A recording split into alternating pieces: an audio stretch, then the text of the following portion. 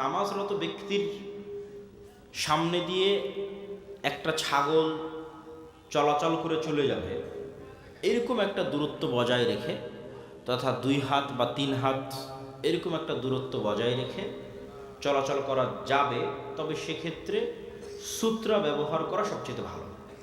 এবং নামাজি যখন সালাতে দাঁড়াবে তখনই তিনি সূত্রা দিয়ে সালাতে দাঁড়াবেন, এটা সবচেয়ে উত্তম। মূল কথা হচ্ছে সালাত আদায়কারীর যেন ডিস্টার্ব না হয়। আর সম্পূর্ণরূপে নিষিদ্ধ হচ্ছে তার সিজদার জায়গার মধ্যে দিয়ে অতিক্রম করা। সিজদার জায়গার মধ্যে দিয়ে অতিক্রম করলে সালাত ছেড়ে দেওয়ার সাথে মারামারি লেগে যেতে হবে।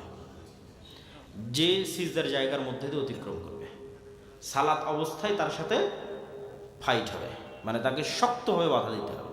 সে যেন সিজদার মধ্যে দিয়ে অতিক্রম না করতে পারে, কেননা সে আস্ত শয়তান যে সিজদার মধ্যে দিয়ে অতিক্রম করতেছে। সালাত আদায়কারীর ডিস্টার্ব হয় না, এরকম দূরত্ব বজায় রেখে যেতে হবে।